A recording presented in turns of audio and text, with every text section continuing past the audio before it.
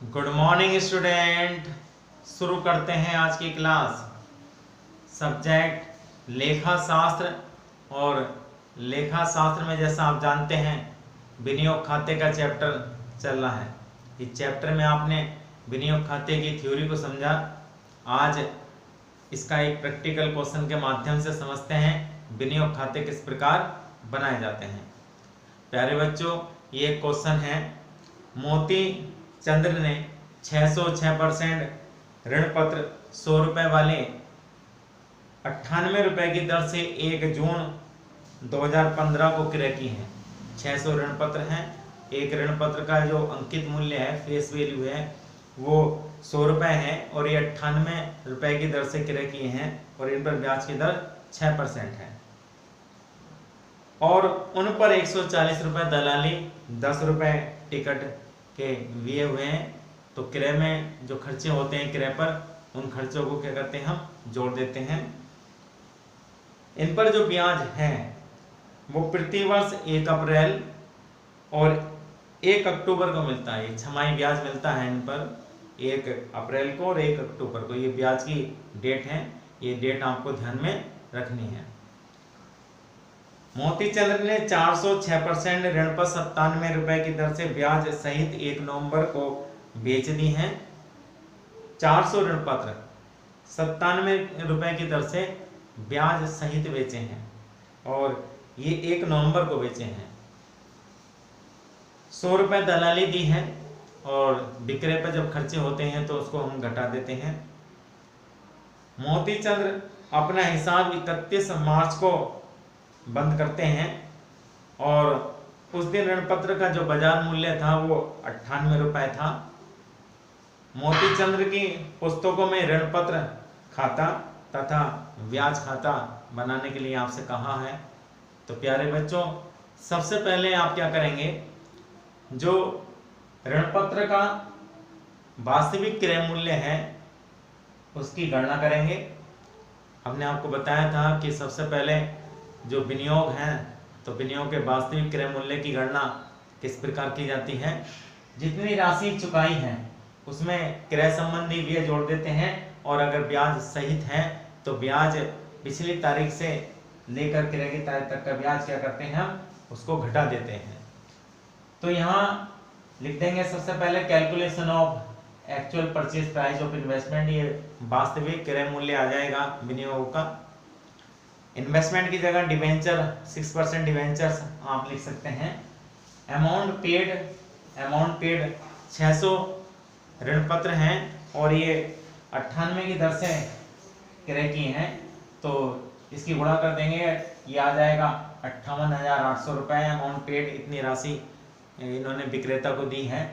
इसमें एक्सपेंसेस जोड़ देंगे। एक्सपेंसेस में दलाली 140 रुपए हैं तो 10 रुपए टिकट के हैं। जो भी खर्चे क्रय पर होते हैं, क्रय संबंधी व्यय को क्या करते हैं, हम जोड़ते हैं और ये जोड़ देंगे 150 रुपए। इस प्रकार 58,950 रुपए आ जाएंगे और ये ब्याज सहित हैं, इसमें कह नहीं रखा। तो जब कुछ न कह रखा होता तो ये माना जाता है ब्याज सहित क्रय विक्रय माना जाता है, और अगर कह रखा है रहित के लिए तो रहित माना जाएगा, अन्यथा ब्याज सहित माना जाएगा। तो इंटरेस्ट निकालेंगे आप, और इंटरेस्ट हमने बताया था ब्याज सहित की दशा में इंटरेस्ट क्या करते हैं, घटाते हैं। और ये इंटरेस्ट जो निकालना आपको पिछली ब्याज की तारीख, जो पिछली ब्याज की तारीख है और जो क्रय की तारीख है, यहाँ ब्याज की 2 तारीख दे रखी हैं, 1 अप्रैल और 1 अक्टूबर। और ये जो ऋण पत्र हैं वो 1 जून को क्रय किए हैं। जब 1 जून को क्रय किए हैं तो पिछली तारीख कौन सी हो गई आपकी, 1 अप्रैल हो गई। तो 1 अप्रैल और मई 1 जून है, तो 2 माह का ब्याज क्या हो गया, ये आपका इसमें शामिल है। इसको ब्याज सहित की दशा में घटाया जाएगा। अगर रहित होंगे तो ब्याज कैलकुलेट तो किया जाएगा लेकिन घटाया नहीं जाएगा, क्योंकि रहित में ब्याज शामिल नहीं होता, उसका अलग से भुगतान किया जाता है। तो यहाँ इंटरेस्ट आप निकालेंगे 2 माह का और ये 60,000 रुपये निकालेंगे, क्योंकि इसके जो फेस वैल्यू है, इसका जो अंकित मूल्य है वो 60,000 रुपये हो गया, क्योंकि 600 ऋण पत्र हैं और एक ऋण पत्र का मूल्य 100 रुपये है। तो 60,000 का 6% इंटरेस्ट रेट दे रखी है। 60,000 गुणा 6/100 गुणा 2/12। आप 2 माह समझ गए कि जो इंटरेस्ट निकालते हैं वो जिस तारीख को आपने क्रय किए हैं, जैसे यहाँ 1 जून को क्रय किए हैं और पिछली ब्याज की तारीख यहाँ 1 अप्रैल है, क्योंकि ब्याज की तारीख दे रखी है छमाही 1 अप्रैल और 1 अक्टूबर। तो पिछली जो ब्याज की तारीख है वो 1 अप्रैल होगी और 1 जून को ये परचेज किए हैं, तो 2 माह हो गए और 2 माह का जो ब्याज इसमें शामिल है और 2 माह का ब्याज ये 600 रुपये आता है। और ये घटा देंगे आप तो ये 58,350 रुपये इसका जो आ जाएगा एक्चुअल परचेज प्राइस आ जाएगी। डिवेंचर की जो 600 डिवेंचर परचेज किए हैं उसका वास्तविक क्रय मूल्य ये 58,350 रुपये आ जाएगा। उसके बाद आप इसके जो ऋण पत्र बेचे हैं इसमें से उसकी आप एक्चुअल सेल्स प्राइस निकालेंगे, तो लिख देंगे calculation of sale price of investment. और इसमें जो राशि आपने प्राप्त की है अमाउंट रिसीव्ड, ये 400 ऋण पत्र 97 की दर से बेचे हैं। 400 गुणा 97 38,800 रुपये ये आ गए। इसमें सेलिंग एक्सपेंसेस किए हैं और सेलिंग एक्सपेंस 100 रुपये इसमें हुए हैं। सेलिंग एक्सपेंस क्या करते हैं हम घटा देते हैं। परचेज एक्सपेंसेस जोड़े जाते हैं परचेज एक्चुअल परचेज निकालते समय, और एक्चुअल सेल्स निकालते समय सेलिंग एक्सपेंसेस घटाए जाते हैं। तो 100 रुपये घटा देंगे, 38,700 रुपये हो गए। और इस पर ब्याज, ये ब्याज सहित है, तो ब्याज सहित की दशा में चाहे क्रय हो विक्रय हो, ब्याज सहित की दशा में ब्याज घटाया जाता है। और ये जो ब्याज निकाला जाता है वो पिछली ब्याज की तारीख से लेकर क्रय विक्रय तक की तारीख का ब्याज सहित में घटाया जाता है। तो यहाँ ये कब बेचे हैं आप क्वेश्चन में देखिए, ये जो 400 ऋण पत्र हैं 1 नवंबर को बेचे हैं, 1 नवंबर। और जो ब्याज की तारीख है वो 1 अप्रैल और 1 अक्टूबर है। तो 1 अक्टूबर पिछली तारीख हो गई, तो पिछली तारीख से लेकर विक्रय तक की तारीख तक का ब्याज वो घटाया जाएगा। इसमें सहित की दशा में रहित की दशा में कैलकुलेट किया जाएगा, लेकिन घटाया नहीं जाएगा। रहित में शामिल नहीं होता, सहित में जो ब्याज होता है वो पिछली ब्याज की तारीख से लेकर क्रय विक्रय तक की तारीख तक का ब्याज क्या है उसमें शामिल होता है, इसलिए वो घटाया जाता है सहित की दशा में। तो यहाँ जो ये ऋण पत्र हैं 401 नवंबर को बेचे हैं और जो ब्याज की तारीख दे रखी है 1 अप्रैल और 1 अक्टूबर, तो पिछली तारीख कौन सी हो गई, 1 अक्टूबर हो गई। तो 1 माह का इंटरेस्ट हो गया आप इसका 1 अक्टूबर से 1 नवंबर तक, तो 1 माह का ब्याज हो गया। और 1 माह का ब्याज इसकी फेस वैल्यू पे निकालेंगे। 400 ऋण पत्र हैं, 400 ऋण पत्रों की जो फेस वैल्यू 40,000 रुपए हो गई। 40,000 का 6% और 1/12 आप निकाल देंगे तो ये 200 रुपए का इंटरेस्ट आता है। और इसको हम घटा देंगे तो 38,000 ये 500 रुपए की इसकी एक्चुअल सेल प्राइस आ जाती है इन्वेस्टमेंट की। उसके बाद आप क्या करेंगे, जो बैलेंस निकालेंगे इन्वेस्टमेंट का। अब ऋण पत्र यहाँ 600 आपने परचेज किए थे और 400 ऋण पत्र बेच दिए हैं, तो 200 ऋण पत्र बचे।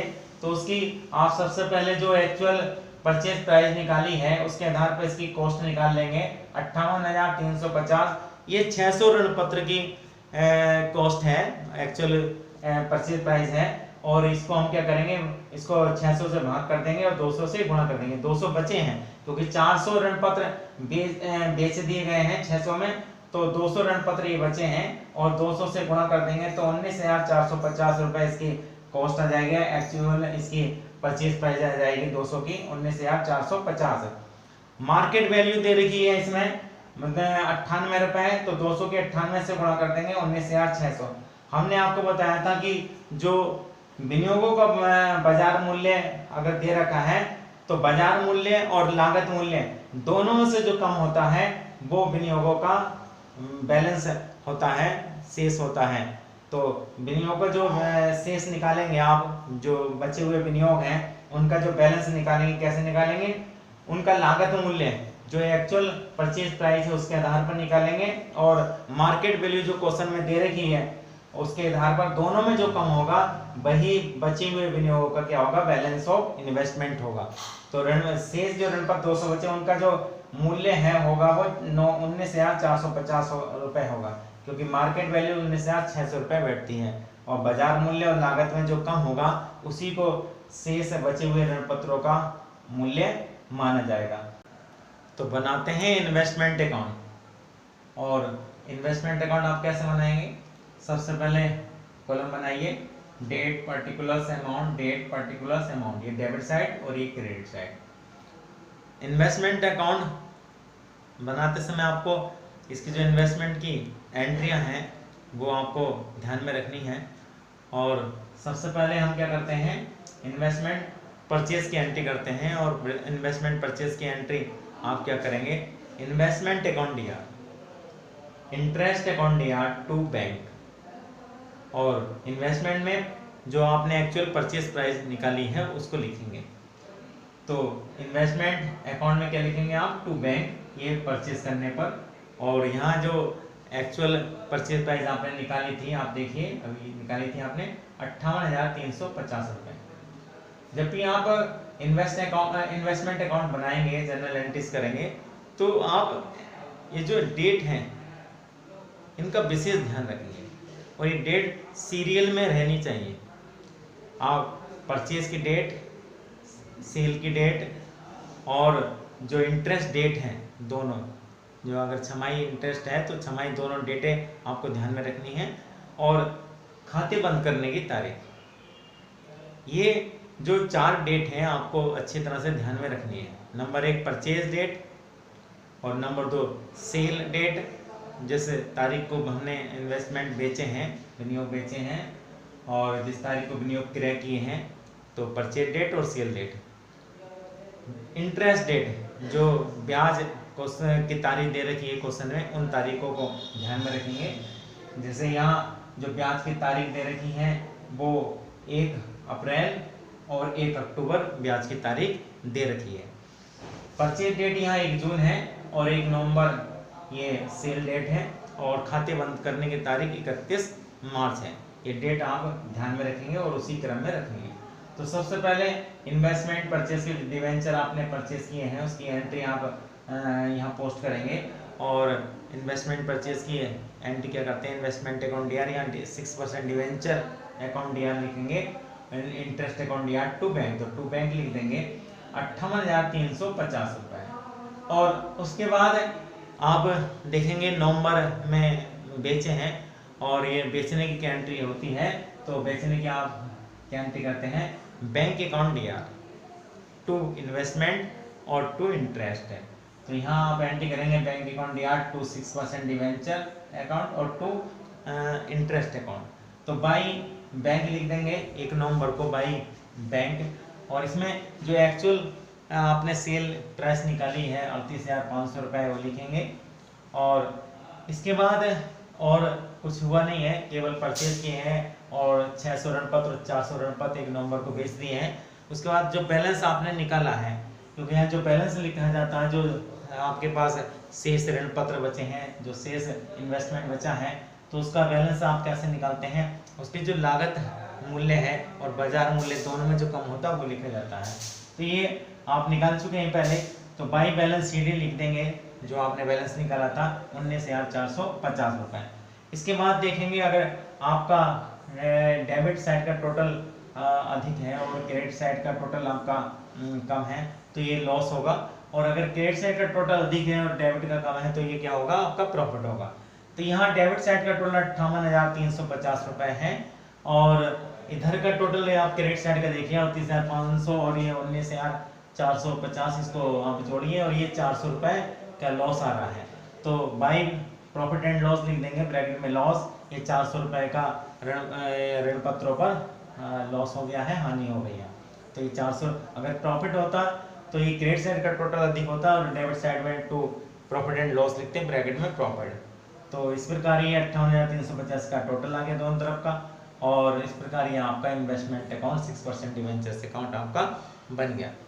उसके बाद आप इंटरेस्ट अकाउंट बनाएंगे और इंटरेस्ट अकाउंट में जो इंटरेस्ट के डेट हैं वो ध्यान में रखेंगे और जो परचेज और सेल की डेट है वो ध्यान में रखेंगे।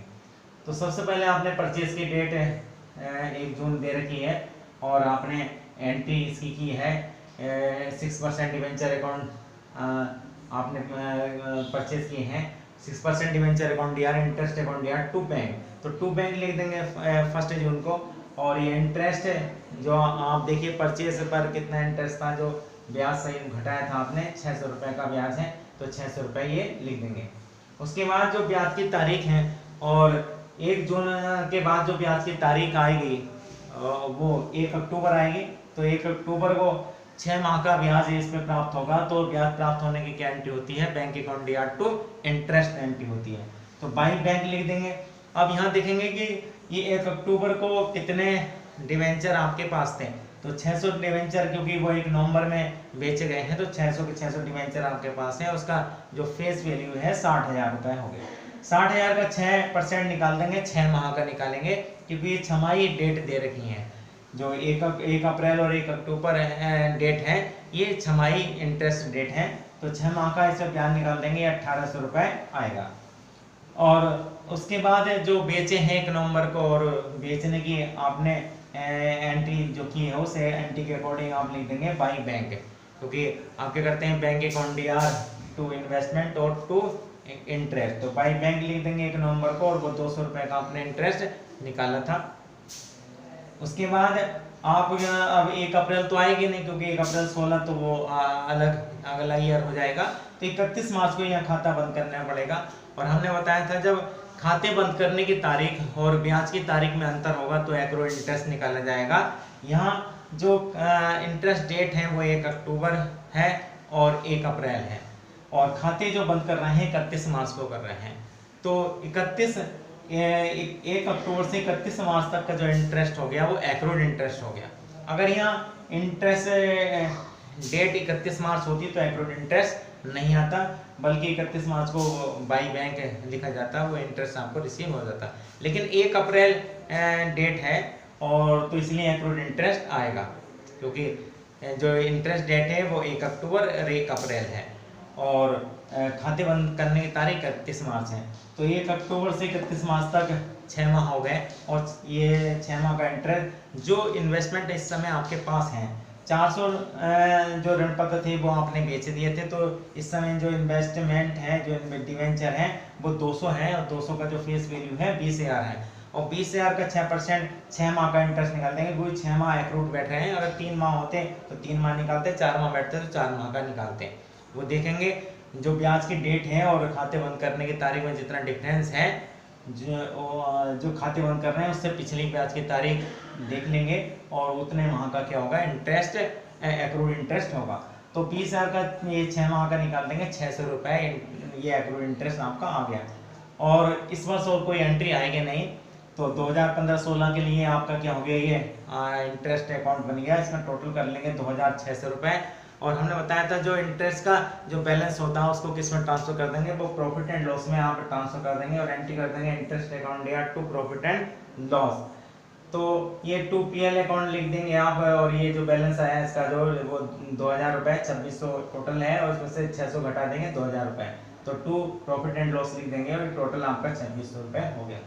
इसके बाद आप एक्रूड इंटरेस्ट अकाउंट बनाएंगे, और एक्रूड इंटरेस्ट की आपने क्या एंट्री किया है, accrued interest account dear to interest. तो 31 मार्च 2016 का टू इंटरेस्ट लिख देंगे 600 रुपये, और इसमें एक्रूड इंटरेस्ट में कोई एंट्री नहीं है तो बाई 31 मार्च 2016 को लिख देंगे बाई बैलेंस CD 600 रुपये, और टोटल आपका 600 रुपये आ जाएगा। तो ये एक्रूड इंटरेस्ट अकाउंट बन गया। प्यारे बच्चों, इस प्रकार ये इन्वेस्टमेंट अकाउंट्स जिसको 6% आप डिवेंचर से अकाउंट लिख सकते हैं, इंटरेस्ट अकाउंट और एक्रूड इंटरेस्ट अकाउंट बन गया। इस प्रकार ये क्वेश्चन आपका कंप्लीट हो गया, और उम्मीद करते हैं सभी बच्चों की समझ में ये क्वेश्चन आ गया होगा। अगर कोई बात आपकी समझ में नहीं आई है तो आप कमेंट में लिख सकते हैं, आपकी हर समस्या का समाधान करने की हम पूरी कोशिश करेंगे। धन्यवाद।